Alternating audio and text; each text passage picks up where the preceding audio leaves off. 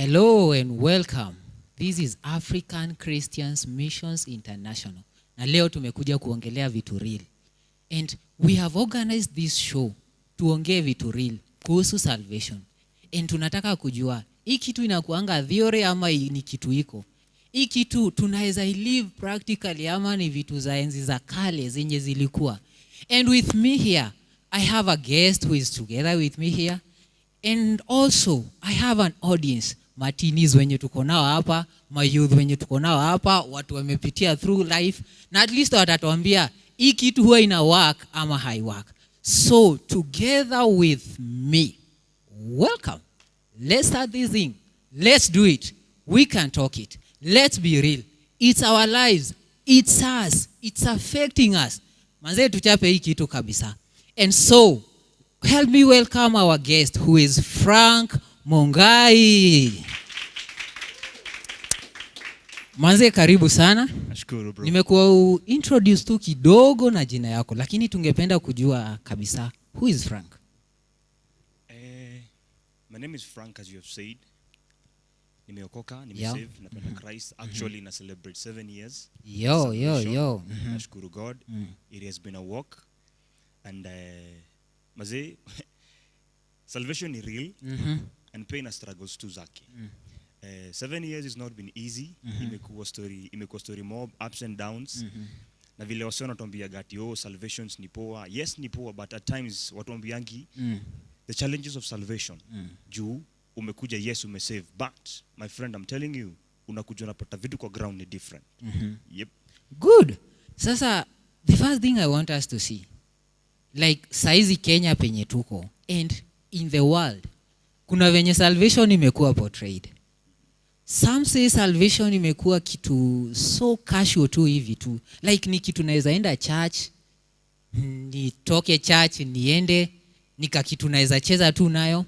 Like kwa society yenye unaishi we kama Frank, salvation imekuwa portrayed aje? Society inaonanga salvation ikiwa aje? Generally speaking, wase ufanya salvation inakaa kama ball, ni kama tennis. Msichana cheza ball hivi inarudi pande nyingine, as in people are not real about salvation. Yeah. Unapata wase wanacheza na salvation ni kama kitu ya ni leo kesho hakuna. Unapata wase wana save Sunday ile time wanaenda church. Yo. But unapata ukija kuangalia vile Bible inasema kuhusu salvation, if you look in the Bible, Biblia inasema that salvation is all about saving of humankind. Na the Bible talks of wakati God alikuja ku save humankind, the Bible talks of the theme of the Bible is all about salvation. From Genesis to Revelation, it is all about salvation. So unakujaga wase wanapata salvation, unafikiria tu ni kitu ya Monday nimesave, day nyingine niko stara zangu, niko shughuli zangu. Yeah. Yep.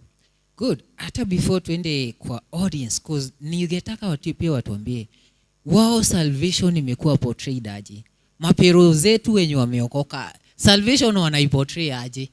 Neighbors wetu wameokoka, pastor wetu mwenye ameokoka, salvation imekuwa portrayed aje? But before tuende kwa audience, ningependa kukuuliza Frank, umetuambia vitu mingi kuhusu Bible, salvation, the whole plan of God. It was all about salvation. Lakini wewe Frank ulianza wapi wewe sasa? Tuanze na wewe, tuache na hao wengine. Frank alianza wapi story na salvation? I was like nimesema before, niliokoka 7 years ago. Yeah. And wakati nilisave sikuokoka tu, sikuamka one day and then nikasema nimeokoka. Yeah. Nimesema it is a process and it is a journey. One time I remember kuna msi alikuja akaniambia kuhusu gospel. Yeah. Aliniambia kuna kitu naitwa salvation. So I was like, Buddha, in you show. So unajua vile wase upatanaga na hata before hapo, I want us to start Frank penye alianza. Realization ya Frank ya kwamba enyewe I need salvation. Cause tusidanganyane, kuna vitu mingi Frank alikuwa anafanya, kuna vitu mingi nimefanya, and everybody is a kila msee kuna vitu alifanya. Enyewe hebu tuambie Frank, past yako before salvation ilikuwa aje? Ndio sasa tufike hapa msee amekuambia about salvation. How was your past? Wow. They say you never talk about your past, but it is good to talk about past simply because to me overcome past. Yeah. And it is always good to talk about the past because I believe the past will affect the present. Yeah. Before nijue Christ, my friend, I was a bad boy. Nilikuwa kijana mzuri mbele ya watu, but nilikuwa naishi life ya kustruggle msee. Na kutesa. Nilikuwa mzee Joe, ni kuharibu mtu wangu. Nilikuwa kuchafua mzee. But one thing I thank God ni ati even if pia nilikuwa nacheza tu kama mimi, nilikuwa najijua. I knew that I needed something in life, but nilikuwa na deny hiyo truth. Unaona? So ukikuja kuingia high school, Raima yote mimi sikuwa nimesave. Hata baada ya kuja kuingia high school msee sikuwa nimesave. So kuingia form 1 unapata life ilikuwa different sana na kulingana na venye tulikuwa tumeambiwa. Unakuja unapata wase wanafanya kile wanataka high school. And ikakuwa story ya mimi na Rende kitu moja. Mimi na Mbogi mtu wangu vile wase wanaenda nafanya hivyo. Na kachapa pia. Wase wakisema leo tunaenda hivi, mimi na group hivyo. So niliishi life ambayo ilikuwa ya denial msee. Unajua very well hii life naishi si fiti. But unaishi kudeny msee. Uko hapo unajua kabisa hizi vitu na do maze si poa. In other words, I was trying to find satisfaction in life, but unajaribu vitu fulani unapata ni noma. Unajaribu wase wanaenda rave msee, unaishia rave, but at the end of it all maze upati satisfaction. Unapata wase wameenda ngango, wase ni kutei mtu wangu. But after hiyo story, after wase wameenda rave, wase wamekula happy, wako fiti, unapata bado hakuna hiyo satisfaction ya life. There is something that you are missing. Kuna kitu nilikuwa na miss. And I lived in that life for a very long period. Unacheki. Unapata wase wanakuja na kuambia kuna God, you know, story mingi, but you are like hapana. I want to enjoy first. Unajua venye society uportray, ai Buddha salvation ya wazai. Mimi ngoja hata nipige life kwanza, ikifika stories za miaka 50 huko ndio nitaokoka. So niliishi maisha ya denial, maisha ya kukataa vitu mob, maisha ya kutaka kujua ukweli but unakataa. So that was my life. Ukiangalia life yangu high school ilikuwa tricky. I schooled in a school whereby my friend ilikuwa na watoi mabombe, masonko kuruka. Ukiongelea all types of drugs mtu wangu matap zote zilikuwa chuo. I remember one time kuna boy mazee alikulanga drug, alilala for 3 days. Sina ufala yetu badala kwenda kuambia Prince, mazejo tulikaa class. Akakuwa celeb wa class. I'm telling you, msali alilala for 3 days. So unapata rende yangu yote mtu wangu ilikuwa wasema dre mbaya. But one thing I thank God because of my life. Hata tukipiga history yote, niliamua kitu moja in my life. That ninajua kile nataka kwa life. One thing, I will never do drugs in my life. And simply because, this is because of how I saw my dad behave. I was raised up and with a very drunkard father.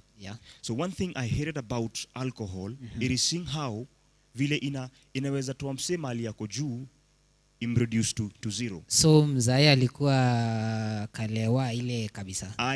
Mzae wangu alikuwa mse kuteveva mbaya mse. Ulikuwa unapatanaga naye badala aende home direction anaenda side ingine. So life was very hard and I grew up hating alcohol. Na nikamwambia one time I remember I told my mom, maze mimi I swear in my life I will never do drugs. I will never take drugs. So nakwambia hii story ati I will never do drugs. Buddha, mbogi yangu wase wote ni walevi. Wase wangu rende yangu yote wase ni madre. So wase wakienda rave mtu wangu, they knew. I had a standard whereby wase walikuwa wanajua yes, tumeenda club, tumechafua. Juu ya meza wase wamechafua kila kitu, but walikuwa wanajuaga Frank hawezi tei. So kako kalikuwa Del Monte hivi. Buddha, mimi nilikuwa mse wa Del Monte na Kafanta. Wase walikuwa wananiambia wewe fala, but mimi nakubali tu mimi nilikuwa fala, yes, but I knew that hii stuff haitanisaidia. So ilikuwa uache umama ama kitu kayo. Unajua hizo ndio vitu zenye huwa zinaambiwa. Like how mnaenda TE na mnaenda na wase wanafungua sijui mizinga, wanafungua nini, and then wewe hapo uko na Kafanta ama Del Monte. Like how was it? Buddha, mimi nilikuwa mama wa group manzejo. Mimi nilikuwa mama wa mbogi mzee. Wasa wameenda machafu mtu wangu, machafu naelewa ni nini. Wao wameenda ndukulu mzee. Wasa wanachafua mtu wangu inapita hivyo. Ikifika kwangu inaruka. Anamwambia Buddha wacha umama, but mimi nilikuwa najua, so they respected my standard. Wasa walikuwa najua yes, umseni wa mbogi, yes, hawezi to say. And then tulikuwa na rendea unakuja mnafichana. Design Simon wewe uko hapo, utafanya kitu mzazi wako atajua you are a very good boy. Yeah. Wewe unajuanga wewe ni mswa kuenda church. But zile vitu mnafanya huku nje, mazee ni ngori. Kabisa. Unakuja unaangalia kuna vitu zinaitwa mazee body na last. Yeah. Uko hapo mzee unataka stories za, of course in Africa places, a young boy, as a young man, unapata mwili na react mzee. Kabisa. Uko hapo mzee unacheki dema amepita, ai mnachochana buda. Unaziangalia macho inafuata kufuata. Unakula na macho mtu wangu na unajua mwanaume mtu wangu vile vitu hufanya na macho mzee. So most of the times ulikuwa unacheki uko hapo hivyo unapita wewe, dema amepita unapita na yeye, kidogo upigwe na gari. So zile vitu unafanya tu kwa mind. Yeah. And then once umeprocess hiyo stuff, unapata ulikuwa unaenda unafanya vitu zingine kwa kijani ambazo si fiti. Yeah. So tumetoka farm mse, unapata story ya kunyonga monkey mse. Yeah. Ai buda, ni vitu tumepitia mse kwa life. Kabisa. Ni normal mse. Yeah. Ni tricky. And audience clarify hiyo ya kunyonga. Acha tukue page moja. Yeah, in simple language. Waambie nini? Majamaa mnaelewa nasema nini? Buda, story na masturbation. Masturbation ni kitu tulipitia kwa life. And it started all the way in high school. Unacheki? Na si kitu poa, ilifika place mazejo. It is something that they say after you do something for 21 days, it becomes a habit. Inakuwa habit. My friend, ni kama kujichimbia kashimo. Unachimbaga kashimo ukijua hapa hivi inaweza toka. Ile time unakuja kurealize you are so deep in the hole, my friend, hauwezi toka. So it is something that becomes so addictive, design hauwezi toka hapo. And that is the kind of life that nilikuwa naishi all the way from high school. Una imagine? Good. Imekuwa life ambayo imekuwa struggle.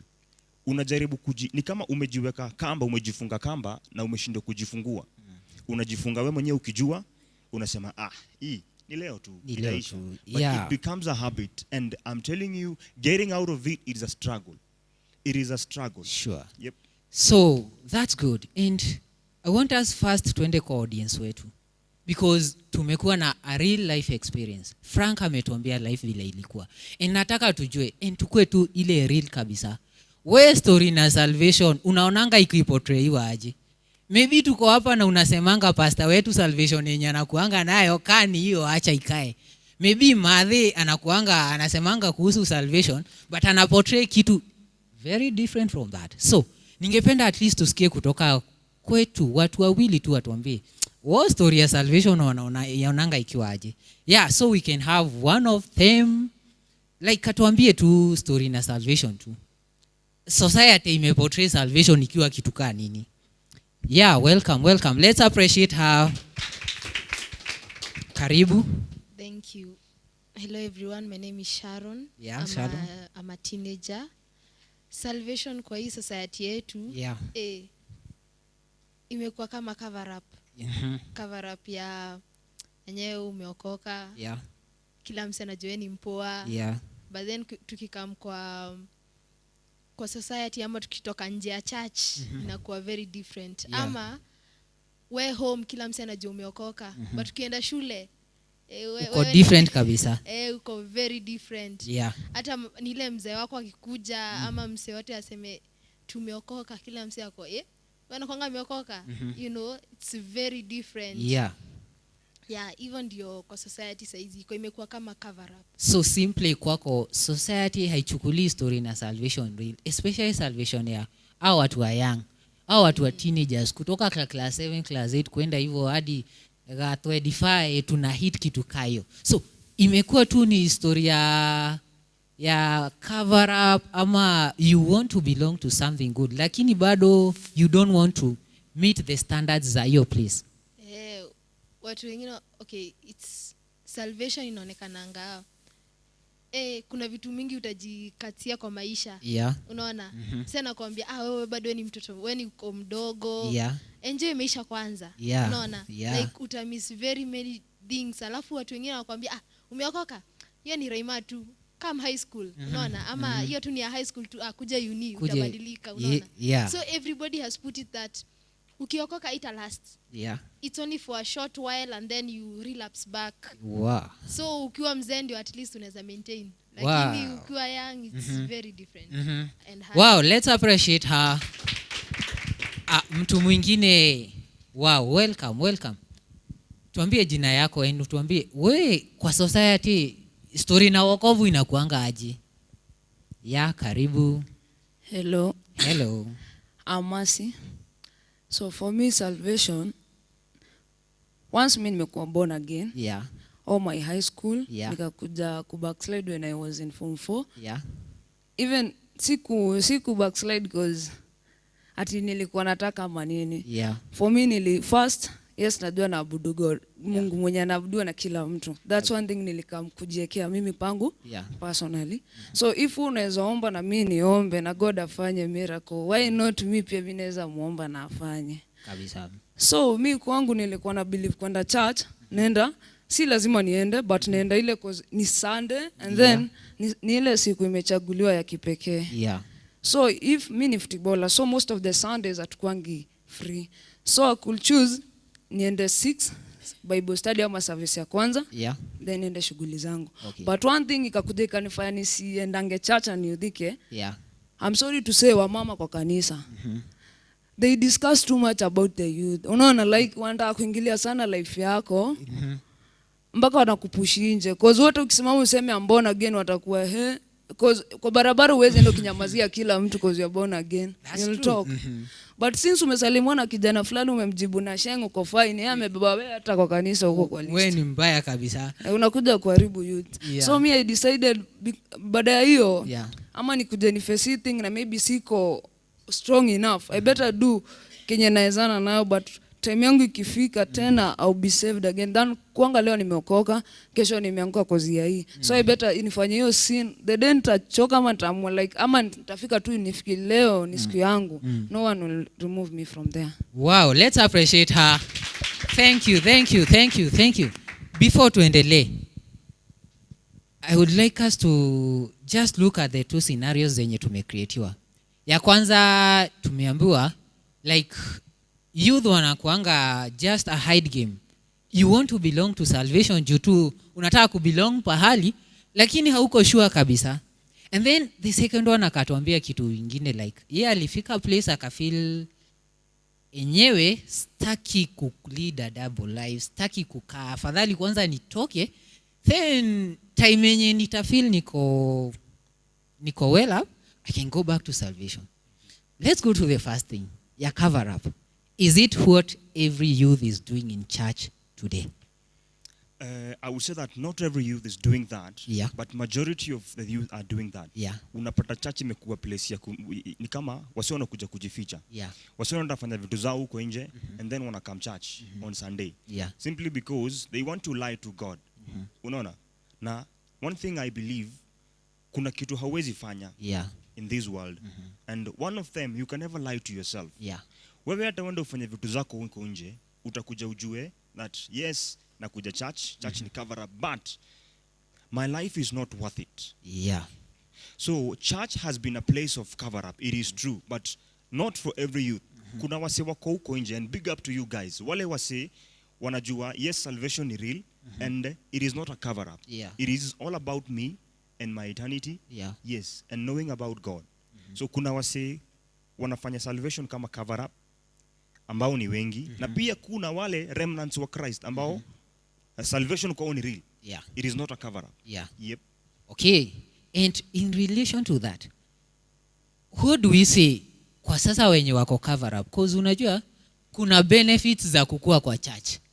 Enyewe nikiwa ka teenager kidogo, I used to go to church because kwa church ndo ulikuwa unajua kuna tunyeupe twenye ni tufiti. Hapa tunaongea like the real world we are facing. Kulikuwa na tufiti. And enyewe ningeonekana nikienda church kama ka tini ama ka youth, pero wa huyo dem hange nikataza cause tunaenda church na yeye sisi wenyewe, si ndio? And I believe I've seen this trend ikiendelea for quite a while. You see there is a benefit of trust yenye inakujanga out of being a church boy or a church girl. Si ndio? Now, how do we address it? Like to create ile consciousness ya enyewe hata kama kuna cover up, it is still bad. Like na live a lie. What do you say to it? I would say that it takes sisi wase tuko kwa church, youth leaders, Yeah. youth pastors, it is for us not to lie to people. Unajua gospel ya kuambia wase that life is like this, Yeah. and vile sisi tunaishi kama youth leaders, tunaishi maisha ambayo ni different. Uwezi niambia mimi kama Frank, yes leo niko hapa, I want to tell you that hey guys, mnastahili kwenda hivi, lakini mimi napita hii direction. Yeah. So one thing we're supposed to do as people who are leading the youth, we are supposed to live a life that is worth it. Yeah. Tunastahili kuishi life ambayo inakaa kama example. Sure. Kwa sababu uwezi pata msee amekaa church na mwambia Buddha, hivi ni vibaya, usivute bangi, usikunywe pombe. Lakini ukienda upige chuo msee anapata niko na chupa ya chrome. Unaona? Kabisa. It shouldn't be like that. Haistahili kuwa hivyo. Yeah. Unaenda unaambia wase Buddha, fornication ni mbaya. Next time my friend Nakupata. unapata wewe ndio aniko kwa TV mtu wangu unapigwa na mob. Unaona? It Yeah. should not be like that. Yeah. So we are supposed to live maisha ambayo ni ya ukweli. Tunastahili kuishi life ambayo ni example. Yeah. Yep. Good. Wow. Let's go to the second point. Tumeambiwa ya kwamba there's a time yenye inafika as our, kama youth ama kama teenagers tunaona like we are living a double standard life, and badala ya kukaa kwa salvation afadhali kwanza to move. So I would like us to consider hiyo kitu kidogo like, and be ready, tutawauliza hii swali tena. Ni wangapi wetu tushaifika hiyo point ya enyewe mimi kwanza nataka kutoka kwa salvation, nitarudi baadaye? Like, ni point gani tushaifika hapo? Cause that was a very honest answer, like mimi siwezani. And if siwezani, it means there is something better or something sweeter yenye nimeona nje. So, to you Frank, salvation kwa teenagers, is it a sweet thing? Or can teenagers enjoy salvation? This has been the question for many young people. Yeah. Wase usema mimi nikisave saizi, let's say niko 19 years old. Yeah. Nikisave nikiwa 19 years old, Buddha maze sita enjoy life. Yeah. Sitajibamba, sitajinice. Kwa sababu zile vitu poa haziko church. Yeah. And it is very unfortunate, and it is for us as a church to up our game. Yeah. Tujue that the world kuna vitu ambayo inavutia watu Yeah. ambayo haiko church. Kabisa. Unaona? So it means wase wengi utaka hiyo life ya kukaa nje simply because hakunaga regulations, hakuna msee anakuja kuniambia hakuna Hii ni hivi. mbaya ama hii ni poa? Hii ni mbaya. Yeah. Kitu moja usumbue wase na kitu moja mimi ilinisumbua. Nilikuwa naenda church, unapata mimi napenda swag. Yeah. Unacheki? Yeah. Unapata machurch boy na machurch girl wanaga swag msee. Kabisa. Unacheki? Mimi niko hapo ama young guy, nataka kupiga dread, lakini nikienda church, my friend, Unakondemiwa yote. mama wa church watapiga nduru msee. Kabisa. Watasema, "Huyu ni mrasta mzee anakuja kudunisha." Amekuja kuharibu watoi wetu. Yeah. And that raises a question to us. That maze church at times, instead of welcoming, we push. Yeah. Unacheki? And ukiangalia hata life ya Christ. Christ alikam not because of sisi tumeokoka. Yeah. Christ alikam juu ya sinners msee. Yeah. So as a church unapataga wase wanapush watu. Ni vijana, yes, we are living in the 21st century. Yeah. Mimi nataka kupiga swag, nataka Yeah. kuja church, mtu wangu nimevaa suti na kinyasa. But my friend unakuja church msee wase wanakuchuja. Kabisa. Ndio hizi ni gani mzee? Unakuja umepiga suti na slippers, unashanga ai. Kila mtu anakuangalia tu kivyako. Unacheki Sanhedrin wamejaa church msee, kazi ni kutusukuma nje msee. Sure. And they don't want to accept us, and they don't want to understand us. Like umesikia msee amejibu amesema swali that mimi nimekaa church, but mama wa church wanatupusha away. Yeah. Of which, instead of, if you have to win someone, or if you ever have to win someone in this earth, my friend, Yeah. muonyeshe love. Kabisa. And that is what Christ did. Christ alikam kutuonyesha love. I'm telling you Simon, ukiweza kuja unionyeshe upendo, I'm telling you hata kuna vitu zingine sita doubt about you. Sure. So it is all about love. Let us not push the young people away. Unacheki? Our set tunastahili tuwaelewe. Unaona? Like kuna wase walikuwa wanasema history ya social media. Yeah. Wase walikuja natuambia Christ akuhubiri na Facebook. Yeah. My friend, if you ukiangalia saizi currently what is happening even with the COVID right now. Yeah. Walikuwa wanasema a research was done and they were saying, like Sitam did a research and they said Yeah. that kama kuna time wamefikia a lot of people, it is during this time. Saizi, yeah. For the 4 months, they have reached 19 million people. Wow. Something that could have taken them 10 years do or it. plus. Yeah. Unaona? So even as we advance, tunastahili tujue, hey, we must up our game. Yeah. So long as we should not dilute the gospel. Kabisa. Unaona? Christ should remain to be Christ. To see dilute gospel. But we have to advance. We have to give chance to us, to young people. Yeah. Unaona? Kuna masanhedrin na haga church msee. Yeah. we Kazi come yao up- ni kujudge. Yeah. You come up with an idea, lakini wase wako zile za like Z. Yeah. This one is not welcome. Atu welcome hii. Unapata uko hapo wewe uko na dread msee, unataka kuongoza praise and worship msee, ai buda unaambia wewe ni jara stafara Z. Kabisa. Unacheki? Yeah. Uko hapo msee, wewe unapenda kudance, lakini unaambiwa go ai dancing Si za kwetu. si za church msee. Kanisa yetu my friend atudansiki. Hatudansingi. But that is what you love. Yeah. Unaona? So easy to push away. As the church, let us not push away people. Yeah. Let us not push away the young people. Yeah. Because this is them. Na it is wachana na umse. Mimi nasemaga ni kama mtoi. Wacha mtoi akuje afanye kile anataka. In the long run atakuja realize haya. By the way, haifanyagwi hivi. Yeah. Unaona? Tuwapatie space yao. We let them be, but we be there for them, not to condemn them. Yeah. Simply because ukiangalia Christ alisema that there is no condemnation. Yeah. Hasta sikukuja kukondemn. Kabisa. So who are we? Who are we to condemn? Sure. We are not supposed to condemn. Sure. But and by doing that, by condemning, we'll be pushing people away. Yeah. You see? So I think that is one of the major challenges that the young people are facing wakitaka kukuja church. Wasi wanataka kuja church, but my friend wanapata block. Yeah. Yep. Wow. Now, ningependa hiyo mic izunguke tena. There's this story, na hii issue ime arise, ya the mothers in the church wana force my youth out of the church. Lakini the mothers in the church, hao ni mama zetu. Cause hata kama si mama yangu ni mama ya beshte yangu, kama si mama ya beshte yangu ni mama ya beshte yangu hiyo mwingine. Now, is it possible that kuna karakter wanaona ndani yetu yenye wanajaribu kutuambia, or are they so much condemning, like hawataki kuona totally? Kama we ni mtu wameokoka anataka urelate na watu wameokoka, kama hujaokoka urelate na watu wenye wameokoka. Is that the character ya wa kanisa?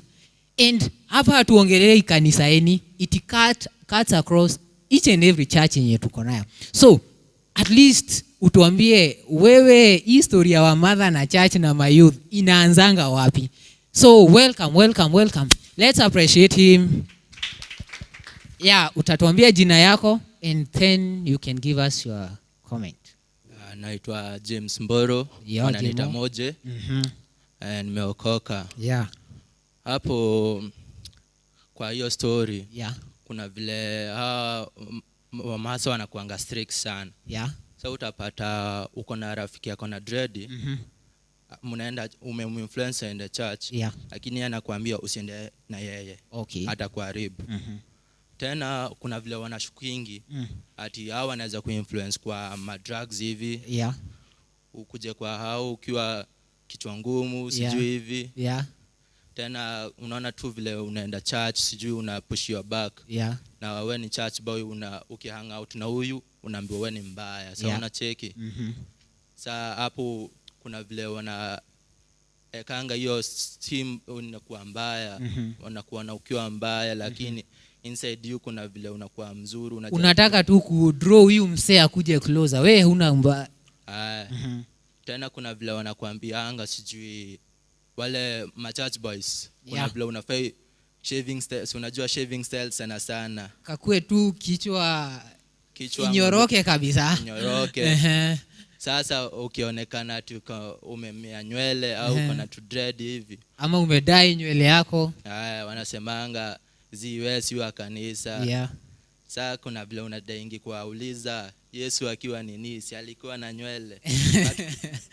But unakuanga tu hambo, unacheza kiwewe, alafu ni lazima uatii kabisa. But utajaribu vile una nini juu it's your turn, ujibambe vile unataka, but unajaribu kudraw mtu vizuri lakini wanakuambia achana yeye. Yeah.